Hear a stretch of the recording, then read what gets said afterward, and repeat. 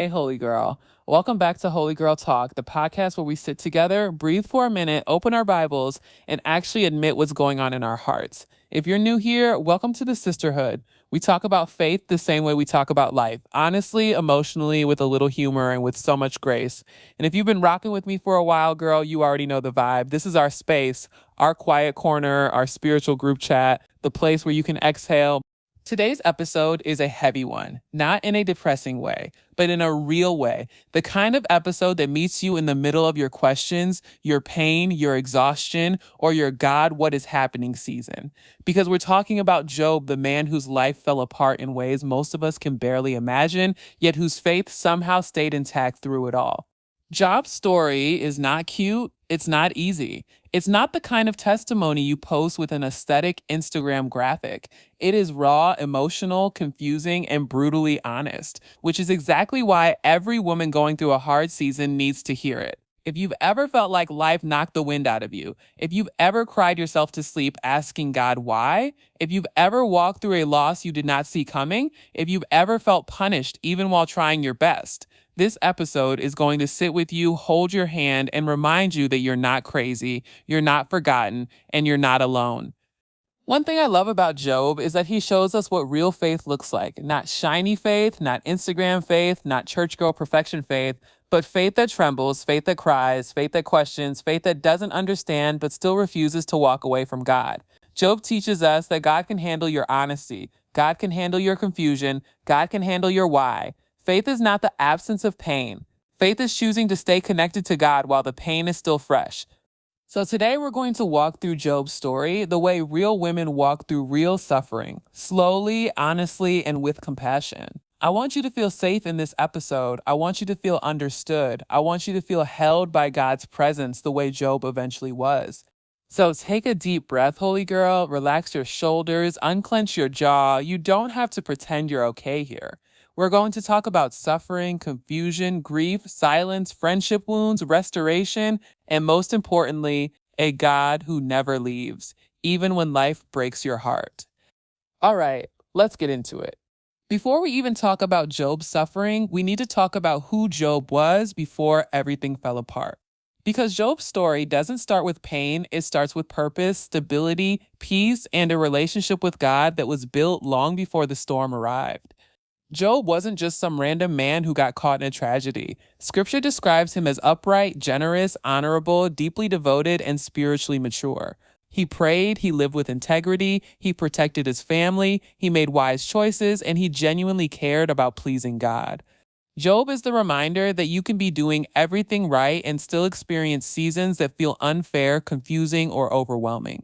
A lot of women think hardship means they messed up somewhere, that they're being punished, that God must be disappointed in them. But Job's life destroys that narrative. He wasn't careless. He wasn't sinful. He wasn't living wild. He was faithful, consistently. And yet the storm still came. His story is the holy proof that suffering is not a sign of God withdrawing. It's often a sign of God trusting you with a season that will stretch you, deepen you, refine you, and reveal who you really are without the comfort of everything going right. Job lived in stability, but his stability didn't make him shallow. It made him grounded. He wasn't worshiping God because life was easy. He was worshiping God because God was worthy.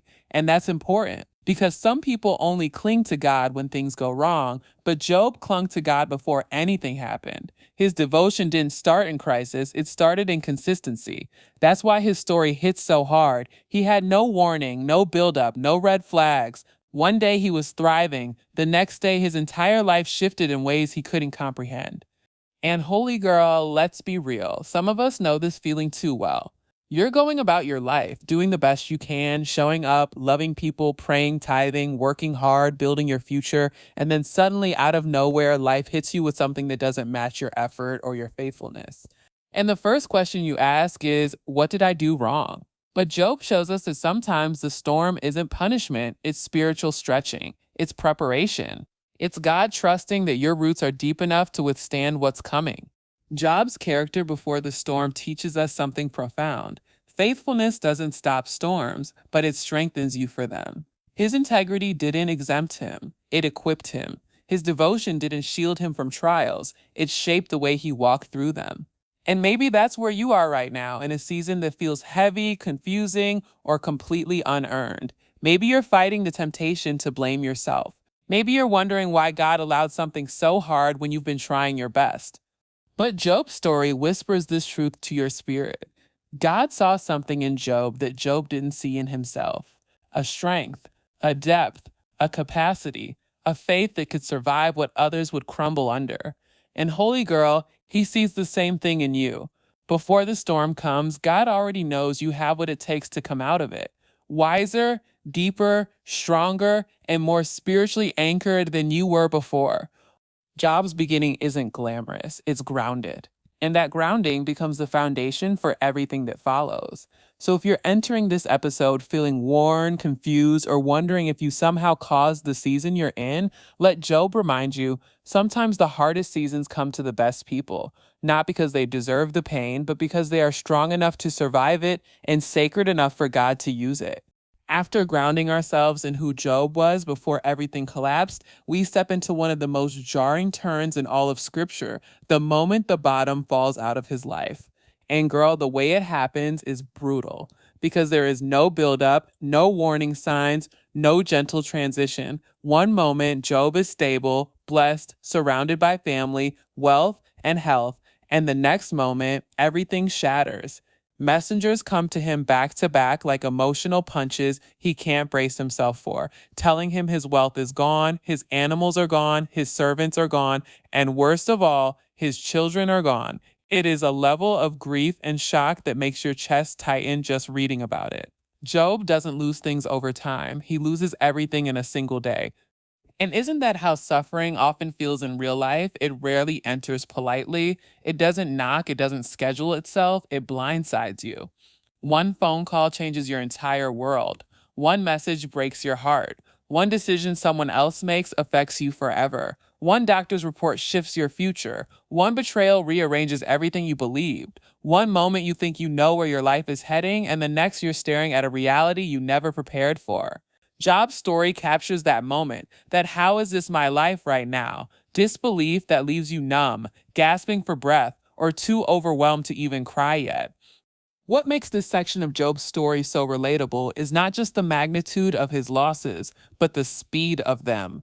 When pain comes too fast, your brain doesn't have time to process. You feel like you're standing outside your own life, watching it collapse in slow motion while you're frozen, unable to catch any of the pieces. This is where some women begin to question their identity, their purpose, or their relationship with God, not because they lack faith, but because devastation hits harder when you weren't doing anything wrong to cause it.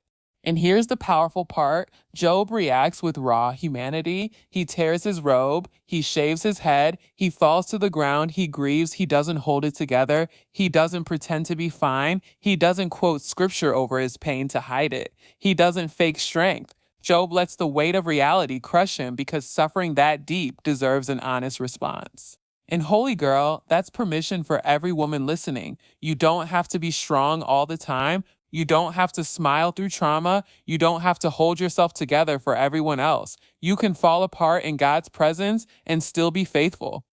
Job losing everything shows us something that breaks religious stereotypes. Grief does not mean you've lost your faith. It means you're human. Crying doesn't make you weak. Questioning doesn't make you sinful. Feeling overwhelmed doesn't mean God is disappointed in you. Pain isn't proof that your prayers aren't working. Sometimes life just hits hard and faith looks like falling to the ground with tears in your eyes and saying, God, I don't understand, but I'm still here.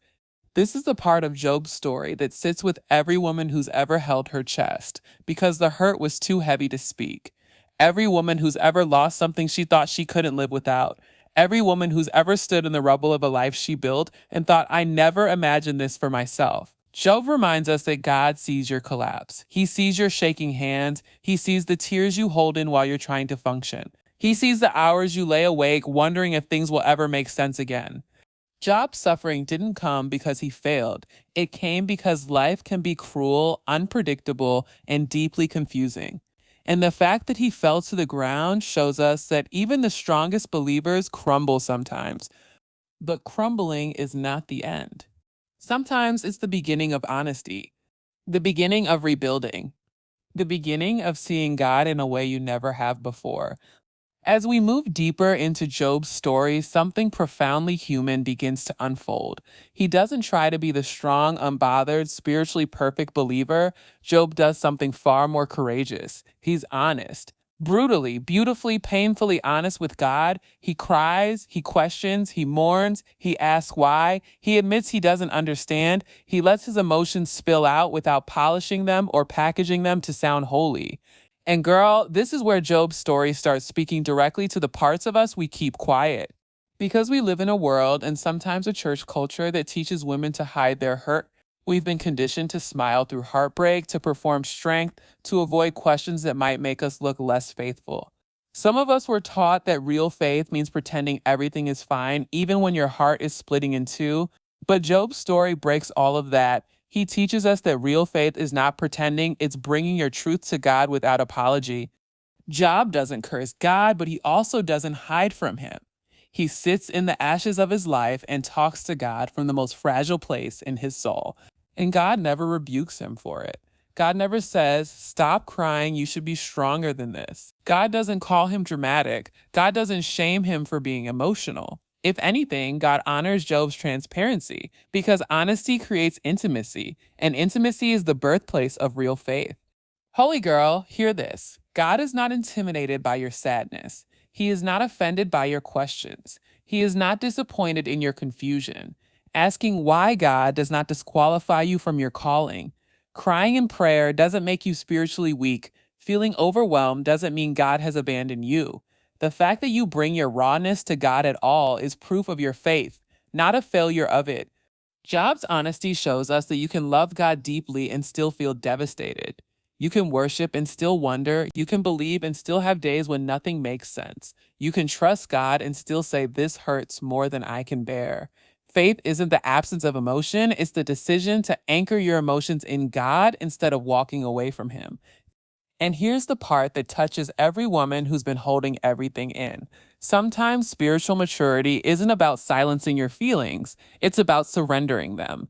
Job teaches us that your prayers don't always have to be pretty, they just have to be real. And God meets you in the real, not the polish, not the curated, not the Instagrammable, the real. When Job pours out his questions, he's not doubting God's existence, he's trying to understand God's heart. He's processing grief, pain, trauma, fear, and disappointment in the safest place he knows, God's presence. And maybe that's what you need right now, permission to stop performing strength and start being honest with God again. Job shows us that faith and feelings can coexist. Faith is the hand that holds onto God while your heart trembles. Faith is continuing the conversation even when you don't get the answers you want. Faith is staying near to God while you wrestle with wounds you can't explain. Job didn't hide his hurt, and neither should you. Now, holy girl, this next part of Job's story gets painfully real because it's not just the suffering that hurts, it's what happens after the suffering. Job's friends show up, and at first they do something beautiful. They sit with him in silence for 7 days. They see his pain, they recognize his suffering, and they don't say a word. In that moment, they're doing exactly what real friends should do, offering presents instead of platitudes. But then they open their mouths, and everything goes downhill from there. Job's friends begin doing what so many people in our lives do when they don't understand our pain. They blame him. They start analyzing, intellectualizing, spiritualizing, trying to explain why all this happened, not to comfort him, but to make themselves feel better. They accuse him of having some secret sin. They suggest he must have angered God. They imply that no one suffers this deeply without doing something wrong. Their religious logic is strong, but their compassion is weak. And girl, haven't we all met someone like that? Someone who feels more comfortable diagnosing your pain than sitting in it with you? This section of Job's life speaks directly to every woman who has ever opened up in vulnerability only to be met with judgment, cliches, or opinions instead of comfort. Some people want to explain your suffering from a safe distance because actually sitting with you requires emotional maturity they don't have. Some people mistake complexity for sin. Some people assume that hardship is always evidence of failure. Some people weaponize scripture instead of offering support. And sometimes the people you expect to show up with empathy show up with arrogance instead. Job's friends represent a type of emotional harm that's subtle but deeply wounding, spiritual gaslighting. It's when someone uses spiritual language to invalidate your experience. It's when someone tries to correct you instead of comfort you. It's when someone implies you're responsible for your pain even when you're already hurting. Job's friends weren't evil, they were uncomfortable, and their discomfort made them cruel. They needed Job's suffering to make sense, so they forced explanations that did nothing but deepen his pain. Holy girl, here's the truth. Not every spiritual voice is a wise voice. Not every religious opinion reflects God's heart. Not everyone who quotes scripture carries compassion. Job didn't need a lecture, he needed love. He didn't need analysis, he needed empathy. He didn't need someone questioning his righteousness. He needed someone affirming his humanity. And this is why discernment is so important when you're hurting, because the wrong voices can make a hard season even harder. But here's the beautiful part. God eventually steps in and corrects Job's friends. God literally tells them they misrepresented him, meaning God defended Job, God validated his pain, God affirmed his integrity. God basically says, Job's faith is deeper than yours because it's honest. If that doesn't make you exhale, I don't know what will. This part of Job's story reminds every woman that your pain is not a punishment. Your suffering is not a sign of God's disappointment. Your emotion is not rebellion. Your confusion is not a lack of faith. And anyone who tries to shame you for hurting is not speaking for God. Sometimes God allows people to misunderstand you so you can learn to hear his voice over theirs. Sometimes the judgment of others becomes the catalyst that pushes you into deeper intimacy with God. And sometimes the hurt from people becomes the very thing that teaches you how to choose wiser, safer, more emotionally mature relationships moving forward. Job's friends teach us one massive lesson. You cannot heal in the presence of people who cannot handle your humanity. After chapters and chapters of Job crying, questioning, hurting, wrestling, and trying to make sense of a life that no longer resembles anything he recognizes, something incredible happens. God speaks, not softly in the background, not through someone else, not in riddles, not in silence. God enters Job's chaos directly, appearing in a whirlwind. And girl, that alone is a message. God doesn't wait for your life to calm down before he comes close. He steps right into the storm with you. But here's the part that's so wild, so humbling, so unlike what we expect. God does not answer Job's why. He doesn't explain the suffering. He doesn't justify the pain. He doesn't hand over a neatly packaged explanation tied up with a bow. Instead, God gives Job something far more important: perspective. He takes Job on a journey through creation, the stars, the oceans, the universe, the mysteries of life, the things beyond human understanding, not to belittle him, but to lovingly remind him, you are not alone, you are not unseen, and you don't have to understand everything for me to be in control.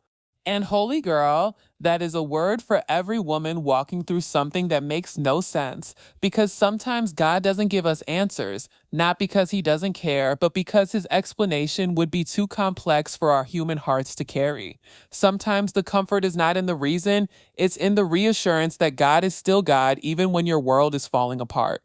God doesn't say, here's why you suffered.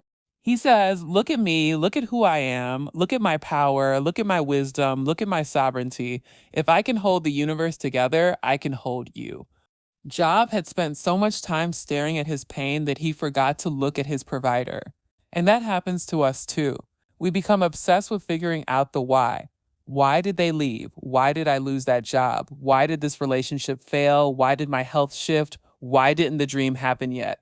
Why is God taking so long? But God gently redirects Job's gaze and essentially says, the point is not the explanation, the point is that I never left. This moment shows us that faith is rarely about getting answers. Faith is about learning to trust God in the absence of answers. Sometimes God allows confusion so you can experience clarity through him instead of through circumstances. Sometimes the silence is not abandonment, it's preparation. Sometimes unanswered questions are what pull you closer to God's heart. And Job, after hearing God speak, responds in the most beautiful, vulnerable way. He doesn't say, now I understand. He says, my ears had heard of you, but now my eyes have seen you. Job 42. Girl, do you feel that? Job is telling God, before this, I knew who you were. But now, after the suffering, after the grief, after the questions, I know you in a deeper way. That is the hidden purpose of some of our hardest seasons. They force us into a level of intimacy with God that comfort never could. Pain introduces you to a side of God you didn't know you needed. Grief reveals his nearness. Confusion exposes his wisdom. Weakness reveals his strength. Silence shows his steadiness. Suffering reveals his sovereignty. When God speaks to Job, he is not explaining the past. He is equipping him for the future. He is shifting Job from why is this happening to who is carrying me through it. He is reminding Job and you that God's presence is more powerful than any explanation. This moment becomes the turning point of Job's entire story, not because his circumstances magically change, but because his perspective does. His spirit shifts, his heart softens, his trust deepens. Job realizes that God was never absent. He was simply working in ways Job couldn't see yet. And holy girl, if you are in a season where you feel like you're praying into the void, where God feels silent, where the answers aren't coming, where you don't know what's happening or why, this part of Job's story is your reminder. God may not explain the storm, but he will always reveal himself in the storm. And sometimes his presence is the answer. As Job's story moves toward its conclusion, something sacred begins to unfold. Not fast, not flashy, not in the dramatic, everything fixed overnight way we often wish for, but in a gentle, sovereign, deeply intentional way. Restoration enters Job's life quietly, like dawn breaking after a long night. And girl, the most important thing to understand is this. Job's restoration doesn't begin with things, it begins with healing. Before God gives Job back anything material, something shifts inside of him. His perspective clears. His relationship with God deepens. His spirit steadies. His heart softens. His trust strengthens. Restoration begins internally, not externally. And that's how it works for us too. Healing is not God handing you replacements. It's God rebuilding your inner world so you can receive well, walk well, and steward well. What comes next? When God restores Job's life, it is not a reward for surviving, it is the manifestation of God's character. God never intended Job's suffering to be his ending. Job's story shows us that God is a redeemer by nature. He takes what was broken and makes it whole in a way that carries wisdom, depth, and spiritual authority. When God restores, he doesn't just bring you back to where you were. He brings you back stronger, deeper, wiser, and more aligned than before. Scripture says God gave Job twice as much as he had before. But the physical restoration isn't the point. The spiritual restoration is. Because what good is more if you're still broken? What good is blessing if your identity is shattered? What good is increase if your heart is still in pieces? God rebuilds Job from the inside out, reminding us that real restoration is not about what you get back, but who you become.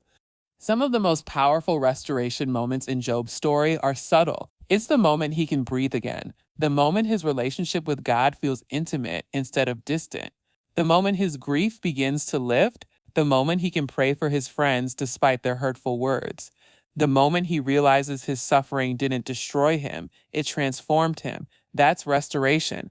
Restoration is the return of hope, the return of clarity, the return of identity. The return of joy you thought you'd never feel again. And girl, God does restore materially too. He gives Job back community, family, stability, security, and abundance. But notice something important. God doesn't replace Job's children. He gives him new ones, which teaches us that restoration doesn't always mean God gives you the same thing back. Sometimes he gives you something new, something different, something that holds meaning because of the pain you endured, not in spite of it. Job emerges from his suffering with a strength he didn't have before. Not the strength of someone who's never struggled, but the strength of someone who survived something deep and discovered God in the darkness. That is a different kind of strength, a quiet, steady, unshakable strength that doesn't depend on circumstances. A strength rooted in knowing God intimately, not theoretically, a strength built in the painful places. Job's restoration is a testimony for every woman who's ever felt like she'll never be the same after what she's been through. The truth is, you won't be. You'll be better, not because the pain wasn't real, but because God is real, because He heals deeply, because He rebuilds fully, because He renews tenderly, because He restores purpose, identity, and wholeness in ways that suffering could never erase. Restoration doesn't deny the pain, it transforms it. Restoration doesn't erase the past, it reframes it. Restoration doesn't skip what broke you, it redeems it. And holy girl, Job's story is a promise. If God restored Job after unimaginable loss, God can restore you after anything. Your story is not over. Your restoration has already begun, even if you can't feel it yet. Job's story isn't just an ancient narrative, it is a mirror for every woman who has endured a season she didn't ask for, didn't understand, and didn't feel strong enough to survive. When we look at Job through a modern lens, we see our own heartbreaks, our own unanswered prayers, our own confusing chapters, our own losses, and the moments where we whispered, God, why is this happening? Job teaches us something we don't always want to admit. Faith does not prevent pain, but it does preserve you through it. One of the most important lessons from Job is that suffering does not disqualify your spirituality. You can love God and still experience anxiety. You can trust God and still have days where you feel numb. You can pray and still face disappointment. You can worship and still ask questions. Job shows us that faith is not about being unshaken. It's about holding on to God even while your whole world is shaking. Your breakdown doesn't cancel your belief. Your grief doesn't erase your righteousness. Your confusion doesn't ruin your calling. Job also teaches us that you are allowed to be honest when life hurts. You don't have to perform strength to be spiritual. You don't have to pretend your heart isn't breaking. You don't have to hide your tears to prove you trust God. True faith makes room for real emotion. It makes room for trembling prayers, messy journal entries, nights where you cry into your pillow, and mornings where all you can say is, Lord, help me. Job's honesty is your permission slip to be fully human while still pursuing God. Another powerful lesson is about the voices you allow in your life. Job's friends remind us that not everyone is equipped to walk with you through pain. Some people spiritualize what they should be soothing. Some people criticize what they should be comforting. Some people talk when they should listen. Job teaches you to evaluate who has earned the right to speak into your suffering. Surround yourself with people who pray for you, not people who judge you. People who sit with you, not people who blame you. People who hold space for your humanity, not people who demand your perfection. Then comes the hardest but most beautiful lesson. You may never get all the answers, but you will always get God. Sometimes closure isn't intellectual, it's relational. God doesn't always explain the purpose of the storm, but He reveals His presence within it, and that's often enough. Peace doesn't come from understanding everything. It comes from remembering that God is still sovereign, still good, still present, and still writing your story, even when you're in a chapter you hate. Finally, Job's restoration teaches us that the end of your story will not look like the middle of your pain. God is not done with your life. He is not done with your healing. He is not done with your purpose. The season that broke you is not the season that defines you. There is life after loss. There is joy after heaviness. There is clarity after confusion. There is strength after weakness. There is beauty after ashes. God does not waste suffering. He transforms it, repurposes it, and uses it to build a woman with depth, empathy, resilience, and spiritual authority. Job shows us that survival is not passive, it is holy, it is sacred, it is spiritual. And if you're still here, still breathing, still listening to this episode, still seeking God even when it hurts, that means restoration is already in motion. You may not see it yet, but God is working beneath the surface, aligning things you can't see, strengthening you in ways you don't feel yet, and preparing you for a future that will make sense one day. Your suffering is not the end of your story. It's the soil where God is planting something new. All right, holy girl, take a deep breath with me. Job's story is not easy to sit with. It's heavy, it's raw, it's emotional, and it touches places in us we don't always name out loud. The disappointments we've buried, the questions we were afraid to ask, the heartbreaks we tried to survive quietly, and the seasons where God felt silent even though we were begging for answers.